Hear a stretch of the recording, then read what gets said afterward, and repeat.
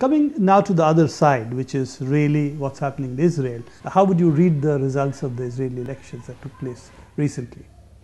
Well, I think the real situation, the real problem with the Israelis is the amount of success they have achieved, turning Gaza purely into a prison, annexing about 40% of the West Bank, building the apartheid wall, virtually annexing East Jerusalem, while the world watches on and the Americans support them in everything.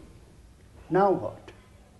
So you've got yourself into a situation that through all these victories, which you have built over 40 years, you have simply created a situation in which Palestinians cannot accept the reality as it is.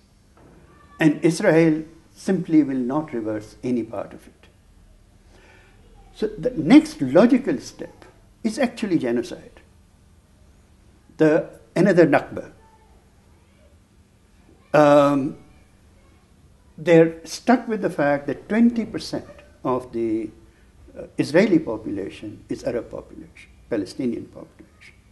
They're stuck with the fact that with all of this ingathering of the Jews from all over the world and so on and so forth, there's rough parity of population in the historic land of Palestine. So there is Ehud Olmert who keeps doing all of those things, but from the other side of his mouth he says, if we do not have a Palestinian state where all the Palestinians can go, this is the end of Israel. This is Olmert. This is not Netanyahu. This is not Lieberman. So what do you do next? That is, I think, the secret of this result of these elections, where the far right, all the people who literally talk about, who are agreed on the need to what they call population transfer, which is in fact a Nakba, another sort of genocide, under which they just throw these people out. I think that's where it is. And at the same time, what has happened, particularly after the Gaza invasion, I think this is the first time that there is a crystallization across the globe of particular forces who are willing to stand up and call Israel what it is. Apartheid state. Yes, an apartheid state. A permanent occupation, genocidal tendencies, war crimes. They need to be tried, etc., etc., etc. This is, of course, very much a left position by and large, but what is very remarkable is that it has reached some of the highest levels of, let's say, American intelligentsia, which is very closely allied with certain parts of the American political and military establishment. This was growing over the last 5-7 years, but the sheer atrocity of the invasion of Gaza has crystallized that world opinion. And because that has crystallized, the kind of genocide that Lieberman and so on are advocating is much less likely, which is then combined with America's overall political crisis in the Middle East in general and a geopolitical crisis globally. I am very surprised that Obama has made absolutely no change in the US policy towards Israel. The neocons, technically speaking, are out. But the Dennis Ross and the Index and Hillary Clinton and his chief of staff, whatever his name is, Emmanuel and all of that. That's a very, very strong part of the Zionist lobby, no less vicious towards the Palestinian issue than the neocons. These were people, there used to be a distinction between them. Neocons were much more aligned with Likud, whereas these people were much more aligned with the Labour.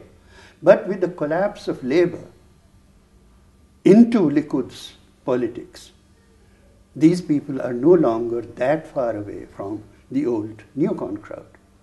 So the US policy is also going through a crisis at this point, in the sense that they cannot go as far as the new emerging Israeli establishment wants to go.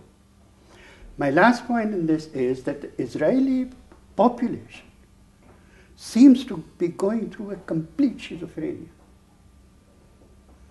On the one hand, some 70-80% of them say that the only solution is population transfer, another Nakba.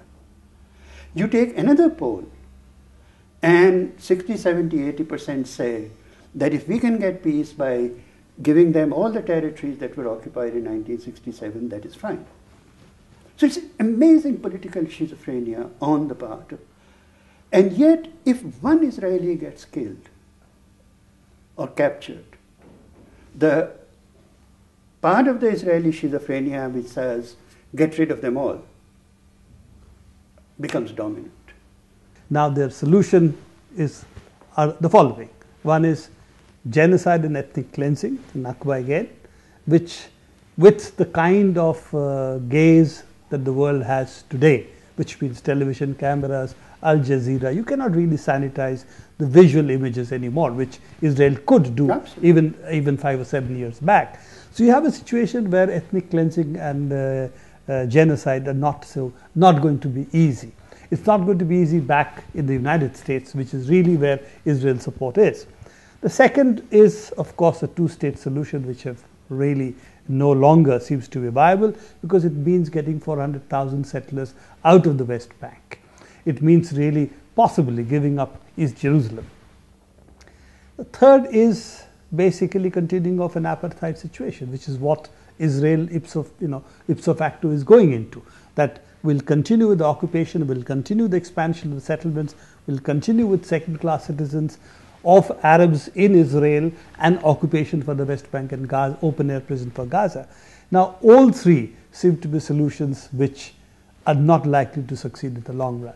In addition to what you are saying, getting 400,000 settlers out and so on, but also that the entire military strategy establishment of Israel is determined that with or without the settlers, most of this territory that they have captured is going to be ours. Is going to be ours for whatever reasons, whatever rationalization that they have. My sense is that some version of what now exists is going to exist for a period of time. Palestinians do not have the strength to force anything. The entire Arab system has betrayed them, continues to betray them, and will continue to betray them unless there's some revolutionary changes in those countries, which we can hope for, but we can't predict. One good thing that has happened is that as of now, so far as we can see, the Palestinians have avoided that civil war. They have avoided it, and they have avoided it by basically winning the political war, both against Israel and against the Palestine Authority. True. So that's one great plus point. The second great plus point is precisely the development of global gaze. That's only going to increase. It's not going to decline. So over a period of time, my sense is that the balance of force is going to shift against Israel. To the extent that it shifts against Israel, you will see more and more cruelty. More shift internally to right-wing politics. Absolutely. And more cruelty day by day against the Palestinians.